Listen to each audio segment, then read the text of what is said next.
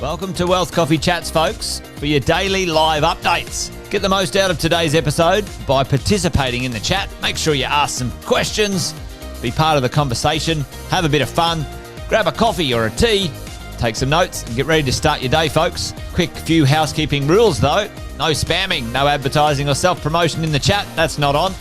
Be kind and respectful to everyone when participating. And most of all, have a good time. Real estate investing can be your biggest asset. It also can be your most expensive asset when it comes to getting it right or getting it wrong, folks. It can be time-consuming, stressful, and that's why here at Positive, we have what's called a 6-star team, a full-service team that provides integrated wealth and property investing solutions and services simply designed to help you progress towards your goal of passive income through your property portfolio, folks. Make sure you check out our other podcasts on the Positive Mentor Network. Not only is there Wealth Coffee Chats, there's the Urban Property Investor. Drops every Wednesday with straight talking investing strategies and lessons with Sam Saggers. Property Investor Tales. This is where our clients, you guys, share real life stories from property investing, hosted by some of our advisors and strategists. And that's done every fortnight, dropping every Monday. Wealth, Wine and Wisdom, folks, that debriefs the week that was in the world of finance and property, hosted by yours truly, Jason Witten and Andy Fenton on Fridays. Hey, good morning, folks.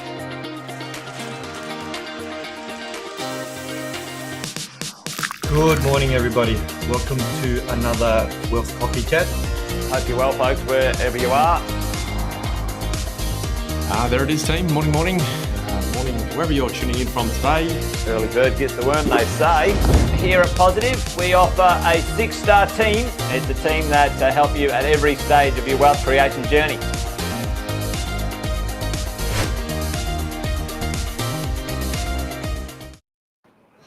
Morning.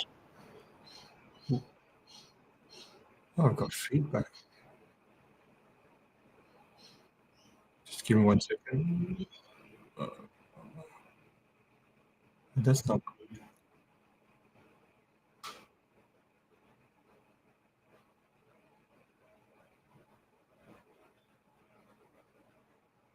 Sorry, folks.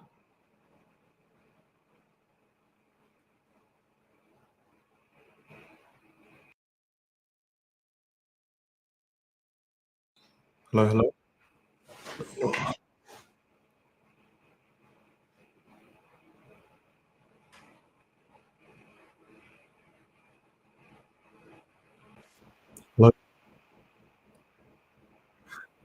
Oh, I'm hearing feedback. I'm not sure if everybody else is hearing. Welcome to this edition of Wealth Coffee Chat, Friday Finance Edition. No, it's been a while, so it's great to be back on with you guys.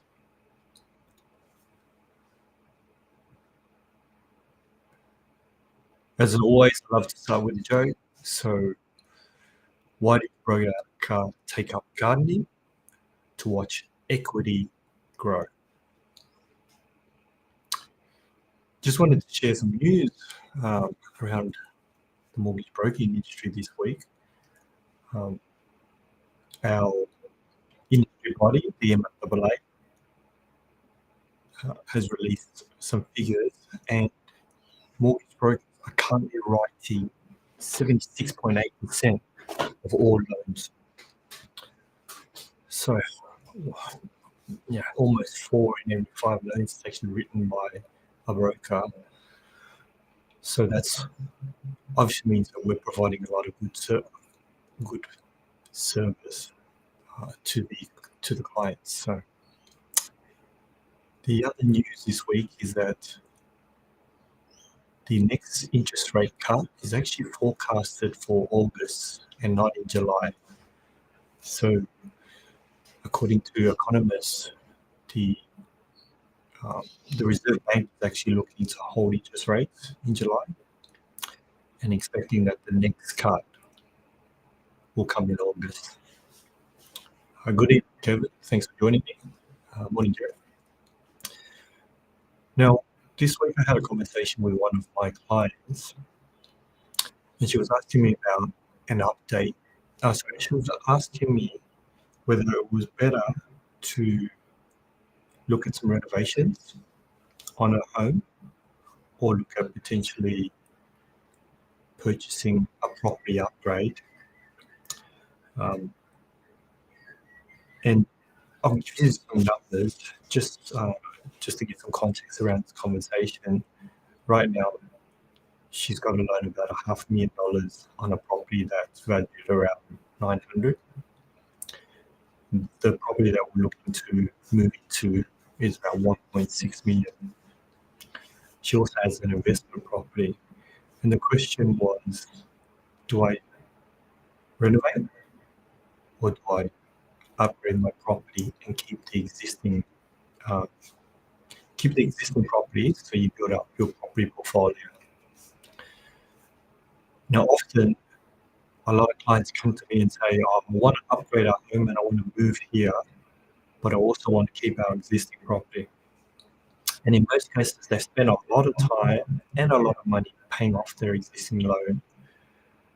So what happens is when they decide to upgrade their home, the value, they would have paid down their home loan, but that home loan then becomes an investment loan and they don't have a lot of savings. So they're borrowing 100% against the new property. So in the case of my client, she was looking at a new loan of $1.7 million to purchase the new property if she wanted to keep the two investment, if she wanted to keep her home and keep her investment property. And I said to her, what do you think when you hear that your home loan is at $1.7 million? Now, the alternative scenario I discussed with her was when we look at property, principal place of residence upgrade, so, when we're upgrading the home, we actually don't want to keep your existing home. We want to be in a position to be able to sell it, reduce that home loan debt or the unoccupied debt, and once we've done that, we can then look at utilizing the equity in the new property as a deposit to purchase new investment properties. So you can still have the same result in terms of, let's just say you have two properties, but you actually end up with a smaller home loan debt, which actually helps you be able to borrow more, and you can actually increase your, you actually have a bigger investment debt. Just a slight tweak in terms of structure means that she can continue investing in the future, because in most cases, if you're selling your home and you're upgrading your property, the loan to valuation, so the loan that you have with the new PPR upgrade will be usually around 50 or 60% mark. So there's about 20% of equity there, which is funds you can use as a deposit for investment properties continually. When you do numbers on a $1.7 million home loan, it actually stops you from being able to borrow for a long time in the future. So it actually puts a pause in your property portfolio building strategy. So I wanted to share that this morning because it's actually a conversation that I've come across a lot with a lot of the different clients, and so many of them have the idea that I want my home that I used to live in to be an investment property while I purchase my next one. Now, the other great thing about the home that you've lived in is you can actually sell it capital gains tax free. So a lot of that money can go into the new property and absolutely smash the loan down. And by reducing your home loan amount, you now have a lot more available as equity that you can access to help purchase to help accelerate how fast you can build your property portfolio. The other thing we spoke about is that we often move a few times throughout our lives. When you move out of home for the first time, and if you're in a great position, you may purchase your first property there. When you meet somebody and you decide to move it together, you could potentially purchase a property at a time. When you have kids and your kids start school, you may move 2 times during that period, to move into a better place, a better suburb for your kids' school. I know a lot of my clients have chosen to move to certain areas because of the school. So it's more easier for the kids to go to schools in those suburbs. Once the kids move out, we may move a few more times, but at some point we want to look at our forever home as well. And I've discussed with other clients where if you have an idea of where you'd like to live, a good question to ask is there a way to put that home into our investment strategy? Because you may be purchasing that home or that property 10 years before you actually move into it. And you can imagine the value difference if you can acquire earlier in your property investment journey rather than later. So there's a few things that I actually had a chat with my clients, and I thought it would be great to share that with you guys on our coffee chat today. Thanks for joining me today. Have a wonderful Friday and an amazing weekend, and I'll catch up with you guys next week.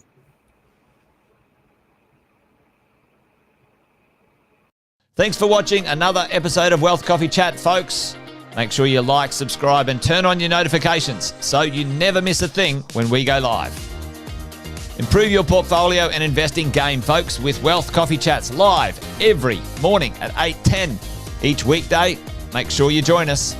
Previous episodes are also available wherever you get your podcasts, folks, as well as our other podcasts from the 6-Star team here at positivementor.com.au.